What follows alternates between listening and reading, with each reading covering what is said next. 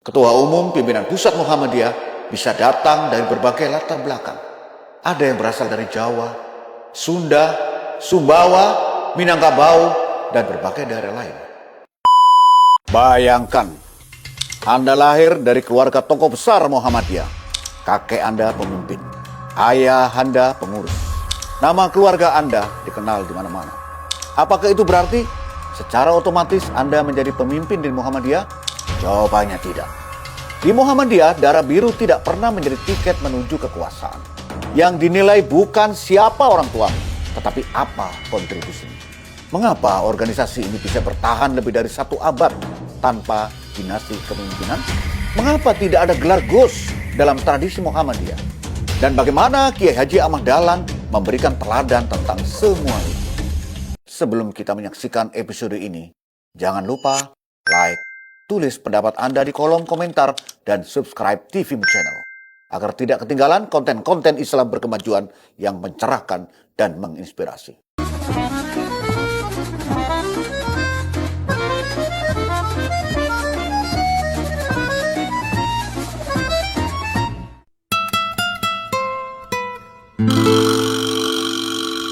Assalamualaikum warahmatullahi wabarakatuh. Pernahkah Anda mendengar istilah darah biru? Dalam banyak tradisi, darah biru dirujuk pada keturunan bangsawan atau keluarga terhormat yang mendapat keistimewaan sejak lahir. Di dunia politik, kita sering menyaksikan anak pejabat menjadi pejabat pula, kerabat pimpinan menjadi penerus, dan jabatan berpindah dari satu generasi ke generasi berikutnya. Tetapi di Muhammadiyah memiliki jalan yang berbeda. Sekretaris Umum PP Muhammadiyah, Profesor Dr. Abdul Muti MED, pernah menyampaikan kalimat yang sangat terkenal. Di Muhammadiyah itu tidak ada darah biru, semua darahnya merah gitu. Sebuah kalimat sederhana, tetapi menyimpan filosofi besar. Artinya, tidak ada satu orang pun yang mendapat jabatan hanya karena nama di belakangnya. Di Muhammadiyah, kepercayaan dibangun melalui proses, karya, dan pengabdian. Sejak berdiri pada tahun 1912, Muhammadiyah tumbuh dengan prinsip meritokrasi. Meritokrasi adalah sistem yang memberikan kesempatan berdasarkan kemampuan dan prestasi, bukan berdasarkan keturunan. Karena itu, Ketua Umum Pimpinan Pusat Muhammadiyah bisa datang dari berbagai latar belakang. Ada yang berasal dari Jawa, Sunda, Sumbawa, Minangkabau, dan berbagai daerah lain. Yang menentukan bukan nasab tetapi kapasitas. Inilah yang membedakan Muhammadiyah dengan banyak organisasi yang sangat bergantung pada figur atau garis keturunan. Dalam sistem Muhammadiyah, kepemimpinan bersifat kolektif kolegial. Organisasi berjalan berdasarkan sistem, bukan berdasarkan satu tokoh semata. Karena itu, saat seorang pemimpin berakhir masa jabatannya, organisasi ini tetap berjalan dengan baik. Tidak ada krisis suksesi, tidak ada perebutan warisan kekuasaan. Yang ada adalah musyawarah dan proses kaderisasi. Dan mungkin inilah salah satu rahasia mengapa Muhammadiyah mampu bertahan lebih dari 1 abad lamanya.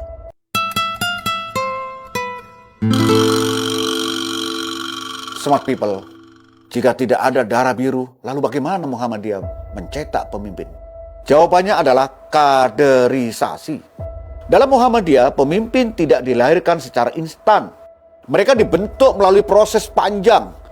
Sejak menjadi pelajar di Ikatan Pelajar Muhammadiyah, berlanjut ke Ikatan Mahasiswa Muhammadiyah saat menjadi mahasiswa, lalu ke Pemuda Muhammadiyah dan berbagai organisasi otonom lainnya.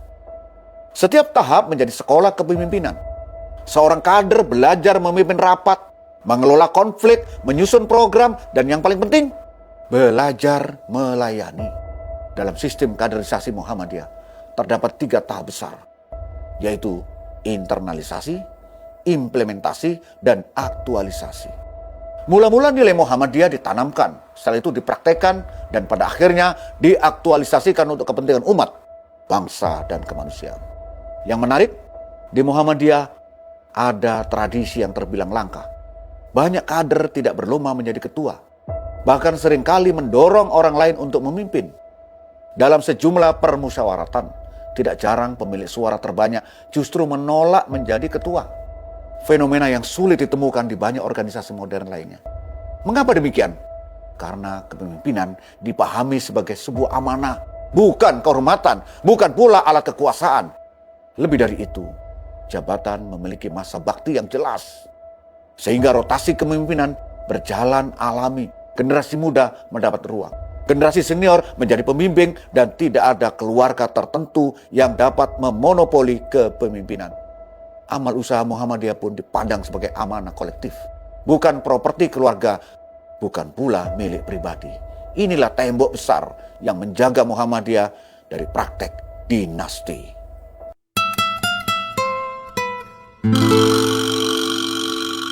Smart people, sekarang kita masuk ke pertanyaan menarik. Mengapa tidak ada gelar Gus di Muhammadiyah? Di Indonesia gelar Gus sangat akrab di lingkungan pesantren. Gelar ini umumnya digunakan untuk putra seorang kiai dan dalam tradisi tertentu menjadi bagian dari identitas sosial dan keagamaan. Tetapi Muhammadiyah memiliki tradisi yang berbeda. Muhammadiyah tidak mengenal gelar khusus berdasarkan nasab. Tidak ada gelar yang otomatis melekat karena seseorang lahir dari keluarga tokoh. Sejak awal Muhammadiyah menekankan prinsip egaliter. Semua orang setara. Yang membedakan bukan keturunan, melainkan ilmu, akhlak, dan kontribusinya. Bahkan Kiai Haji Ahmad Dahlan sendiri memiliki garis nasab yang bersambung kepada Rasulullah Shallallahu Alaihi Wasallam. Namun beliau tidak pernah menonjolkan nasab tersebut untuk mendapatkan legitimasi. Beliau memilih membangun kepercayaan melalui karya, bukan melalui silsilah. Karena itu, dalam tradisi Muhammadiyah, tokoh dikenal karena pengabdiannya, bukan karena gelarnya. Buya Hamka misalnya dikenal karena ilmu dan karyanya. Kiai Haji Ahmad Syafi'i Ma'arif dikenal karena pemikirannya. Dan banyak tokoh lain dikenal karena jejak perjuangannya. Etika ini menjaga Muhammadiyah dari kultus individu. Sebab yang dimuliakan adalah nilai, bukan garis keturunan.